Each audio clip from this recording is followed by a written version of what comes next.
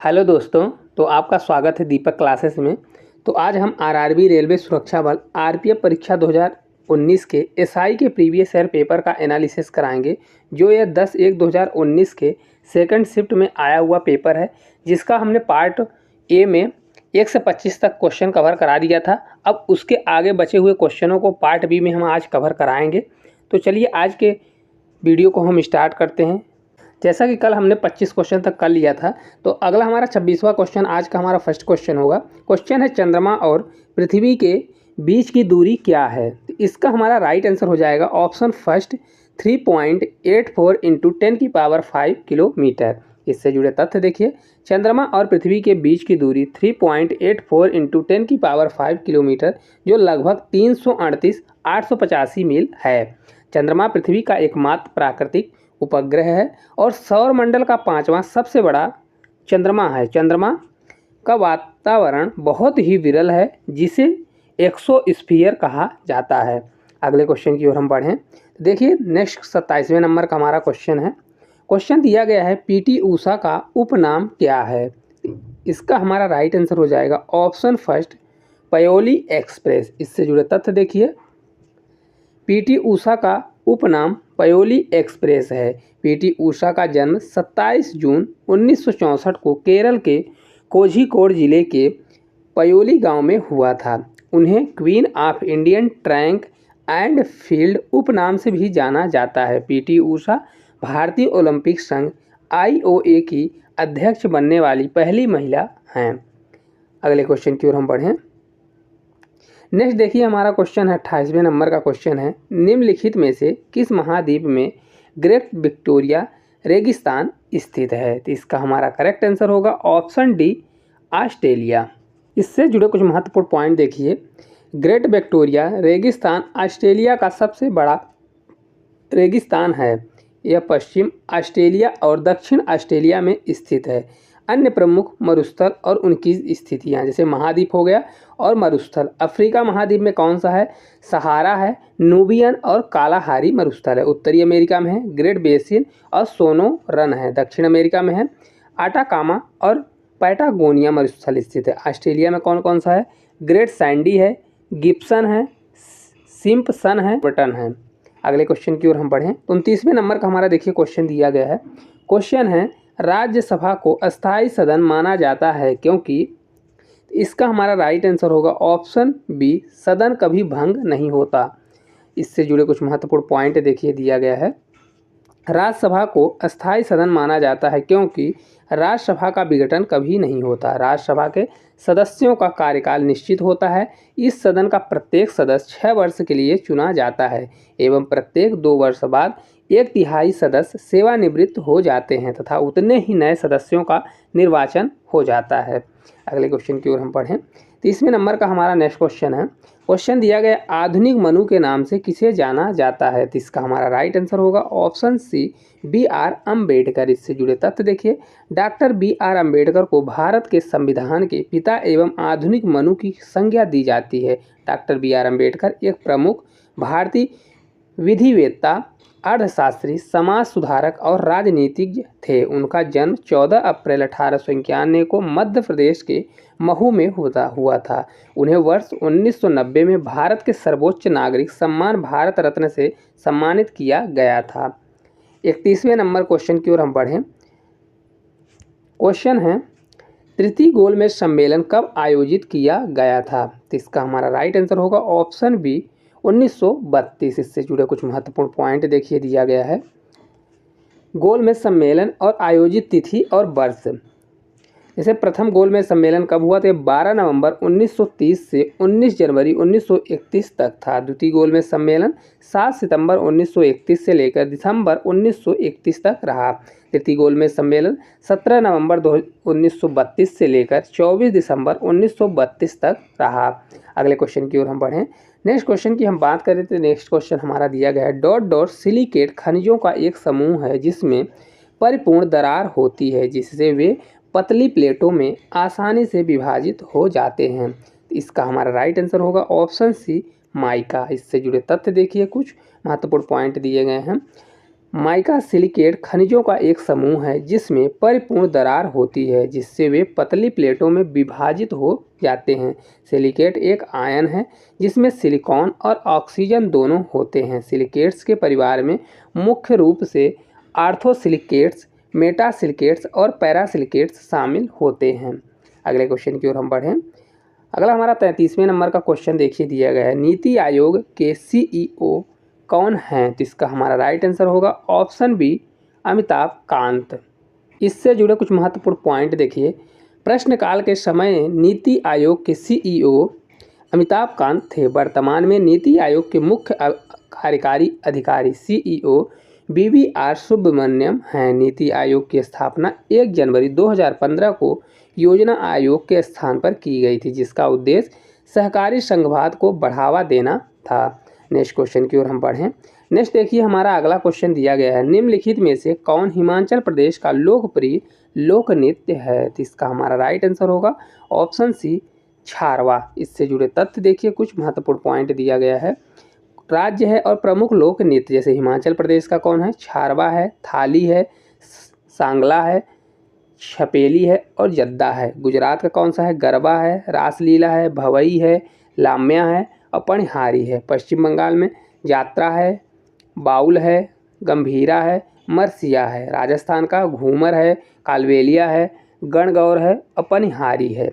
Next question की ओर हम बढ़ें तो 35वें नंबर क्वेश्चन की ओर बढ़ते हैं। क्वेश्चन हमारा देखिए दिया, भारत के संघीय न्यायालय की स्थापना वर्ष में की गई थी। इसका हमारा राइट आंसर होगा ऑप्शन बी, 1937। इससे जुड़े तथ्य देखिए, भारत में संघीय न्यायालय की स्थापना भारत शासन अधिनियम 1935 के तहत 1 अक्टूबर 1937 को की गई थी। भारत में न्यायपालिका के 3 स्तर पाए जाते हैं, उच्च न्यायालय, जिला सब न्यायालय की सर्वोच्च न्यायालय से संबंधित प्रावधान संविधान के भाग 5 के अध्याय 6 में अनुच्छेद 124 से 177 तक वर्णित है। अगले क्वेश्चन की ओर हम पढ़ें। अगला हमारा नेक्स्ट क्वेश्चन देखिए दिया गया है, क्वेश्चन है ओपन एंडेड और close ended scheme dot dot में उपयोग की जाने वाली शर्तें हैं। तो इसका हमारा राइट आंसर होगा ऑप्शन फर्स्ट, म्यूचुअल फंड। इससे जुड़े तथ्य देखिए, ओपन एडेड और close ended scheme mutual fund में उपयोग की जाने वाली शर्तें हैं। म्यूचुअल फंड एक प्रकार का सामूहिक निवेश होता है। निवेशकों के समूह मिलकर अल्प अवधि के लिए निवेश या अन्य प्रतिभूतियों में निवेश करते हैं। सेबी भारत में प्रतिभूति बाजार और म्यूचुअल फंड उद्योग को नियंत्रित और विनियमित करने का नियामक संस्था है। अगले क्वेश्चन की ओर हम बढ़ें। 37वें नंबर का हमारा क्वेश्चन है, क्वेश्चन दिया गया है वल्लभी विश्वविद्यालय कहाँ स्थित है? इसका हमारा राइट आंसर होगा ऑप्शन सी, गुजरात। इससे जुड़े तथ्य देखिए, वल्लभी विश्वविद्यालय पश्चिम भारत में गुजरात के भावनगर में स्थित था। यह 600 ईसा से 1400 ईस्वी के बीच एक हीनयान बौद्ध शिक्षण केंद्र था जिसे मैत्रक राजा भट्टारक ने बनाया था। अगले क्वेश्चन की ओर हम पढ़ें। नेक्स्ट देखिए 38वें नंबर का हमारा क्वेश्चन है, क्वेश्चन दिया गया है निम्नलिखित में से कौन भारतीय संसद के दोनों सदनों की संयुक्त बैठक की अध्यक्षता कर सकता है? तो इसका हमारा राइट आंसर होगा ऑप्शन सी, लोकसभा अध्यक्ष। से जुड़े तथ्य देखिए, भारतीय संविधान के अनुच्छेद 108 के अनुसार दोनों सदनों में किसी भी विधेयक के संदर्भ में गतिरोध की स्थिति में सदनों की संयुक्त बैठक की अध्यक्षता लोकसभा अध्यक्ष करता है। कोई विधेयक धन विधेयक है या नहीं, इसका निर्धारण लोकसभा अध्यक्ष द्वारा किया जाता है। कृषि प्रस्ताव के पक्ष या विपक्ष के बराबर मत पड़ने पर लोकसभा अध्यक्ष अपना निर्णायक मत दे सकता है। नेक्स्ट हमारा क्वेश्चन है 39 नंबर का, सोनार का विस्तार क्या है? तो इसका हमारा राइट आंसर होगा ऑप्शन सी, ध्वनि नेविगेशन और रेजिंग। इससे जुड़े तथ्य देखिए, सोनार का विस्तृत रूप ध्वनि नेविगेशन और रेजिंग है। सोनार एक तकनीकी है जो नौचालन, जल के अंदर संचार करने तथा जल के अंदर या सतह पर वस्तुओं का पता करने के लिए ध्वनि संचरण का उपयोग करती है। नेक्स्ट क्वेश्चन की ओर हम बढ़ें। 40वें नंबर क्वेश्चन की ओर हम बढ़ते हैं। क्वेश्चन है संविधान के अनुच्छेद 370 के तहत कौन सा राज्य आता है?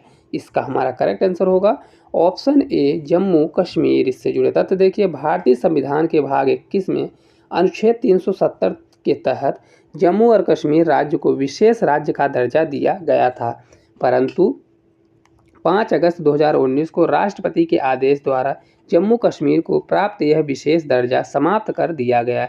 अतः उस पर वे सभी उपबंध उसी प्रकार लागू होंगे जैसे अन्य राज्यों पर लागू होते हैं।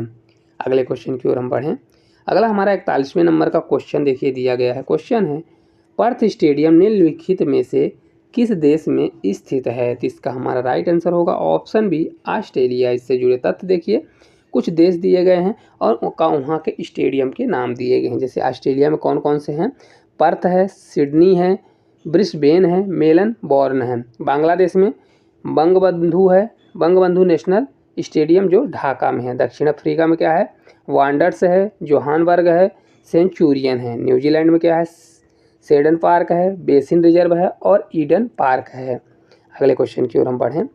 42वें नंबर क्वेश्चन की ओर देखते हैं। क्वेश्चन है शिलालेखों के अध्ययन को कहा जाता है? तो इसका हमारा राइट आंसर होगा ऑप्शन डी एपिग्राफी। इससे जुड़े तथ्य देखिए, शिलालेखों के अध्ययन को एपिग्राफी कहा जाता है। एपिग्राफी पुरातत्व विज्ञान की एक शाखा है जिसमें कठोर या टिकाऊ सतह जैसे कि पत्थर, धातु, लकड़ी व पाई हुई मिट्टी पटल का उकेर कर दर्ज की हुई लिखित सामग्री का अध्ययन किया जाता है। इसमें प्राचीन मानव सभ्यताओं से जुड़े पुरालेखों का अध्ययन कर अतीत को समझा जाता है। अगले क्वेश्चन की ओर हम बढ़ें। 43वें नंबर का हमारा क्वेश्चन है मल्टी कमोडिटी एक्सचेंज का मुख्यालय कहाँ स्थित है? तो इसका हमारा राइट आंसर होगा ऑप्शन फर्स्ट मुंबई। इससे जुड़े तथ्य देखिए, कुछ महत्वपूर्ण तथ्य दिया गया है।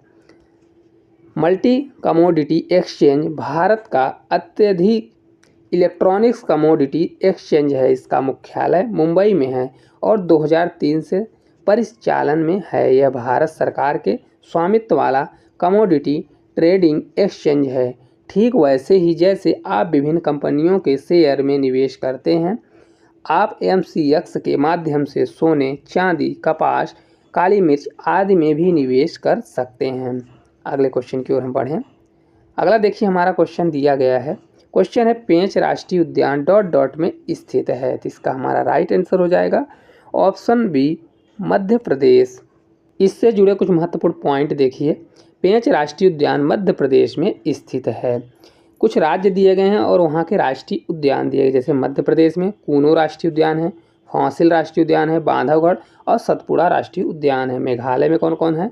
नोकरेक और बलपक्रम है। उत्तराखंड में है जिम कार्बेट, राजाजी, नंदा देवी, फूलों की घाटी राष्ट्रीय उद्यान है। तेलंगाना में कासु ब्रह्मानंद रेड्डी, महावीर हरीना, बनस्थली और मृगवानी राष्ट्रीय उद्यान स्थित है। अगले क्वेश्चन की ओर हम बढ़ें। 45वें नंबर का हमारा क्वेश्चन है देखिए, भारत के राष्ट्रपति किसके द्वारा चुना जाता है? तो इसका हमारा राइट आंसर होगा ऑप्शन सी निर्वाचन मंडल द्वारा अप्रत्यक्ष चुनाव। इससे जुड़े तथ्य देखिए, कुछ महत्वपूर्ण पॉइंट दिया गया है। राष्ट्रपति का निर्वाचन निर्वाचन मंडल के सदस्यों द्वारा किया जाता है। जनता प्रत्यक्ष रूप से राष्ट्रपति के निर्वाचन में भाग नहीं लेती। राष्ट्रपति के निर्वाचन मंडल में संसद के दोनों सदनों के सदस्य, राज्य की विधानसभाओं के निर्वाचित सदस्यों और केंद्र शासित प्रदेश दिल्ली व पांडुचेरी विधानसभाओं के निर्वाचित सदस्य शामिल होते हैं। अगले क्वेश्चन की ओर हम बढ़ें। 40वें नंबर का हमारा क्वेश्चन है देखिए, सीए भवानी देवी किस खेल से जुड़ी हुई हैं? इसका हमारा राइट आंसर होगा ऑप्शन बी तलवारबाजी। इससे जुड़े तथ्य देखिए, सीए भवानी देवी तलवारबाजी खेल से जुड़ी हैं। वर्ष 2023 के एशियाई तलवारबाजी चैंपियनशिप में कांस्य पदक जीतने वाली वह भारतीय फेसर हैं। अगले क्वेश्चन की ओर हम बढ़ें। 47वें नंबर का हमारा क्वेश्चन है देखिए, राज्यसभा के सदस्य किस अवधि के लिए चुने जाते हैं? तो इसका हमारा राइट आंसर होगा ऑप्शन सी 6 साल के लिए। इससे जुड़े तथ्य देखिए, राज्यसभा के सदस्यों का कार्यकाल 6 वर्ष का होता है, जबकि राज्यसभा के 1/3 सदस्यों का चुनाव हर दूसरे वर्ष में किया जाता है।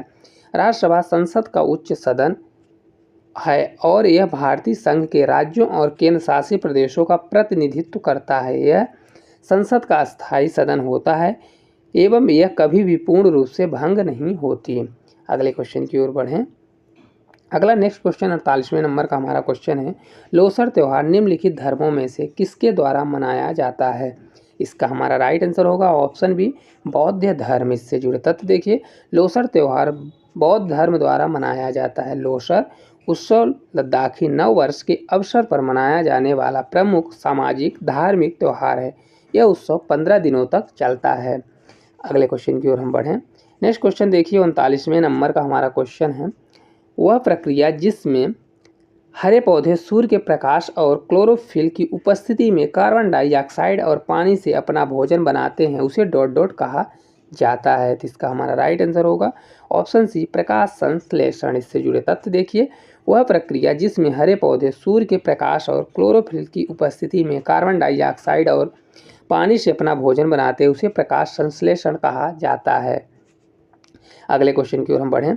50वें नंबर का क्वेश्चन हमारा आज का आखिरी क्वेश्चन है Forbes highest paid female athlete 2018 सूची में कौन शीर्ष पर रहा? इसका हमारा राइट आंसर होगा ऑप्शन फर्स्ट, सेरेना विलियम्स। इससे जुड़े कुछ महत्वपूर्ण पॉइंट देखिए दिया गया है। वर्ष 2018 में Serena Williams Forbes highest paid female athlete की सूची में शीर्ष पर रहीं। Cristiano Ronaldo Forbes highest paid athlete 2023 की सूची में शीर्ष स्थान पर हैं। तो दोस्तों इस प्रकार हमने 25 क्वेश्चनों का एनालिसिस किया जो हमारा पार्ट नंबर बी था। तो अगर वीडियो आपको अच्छी लगी हो तो वीडियो को लाइक और चैनल को सब्सक्राइब जरूर करें ताकि ऐसे वीडियो आपको हमेशा मिलती रहे। Thank you.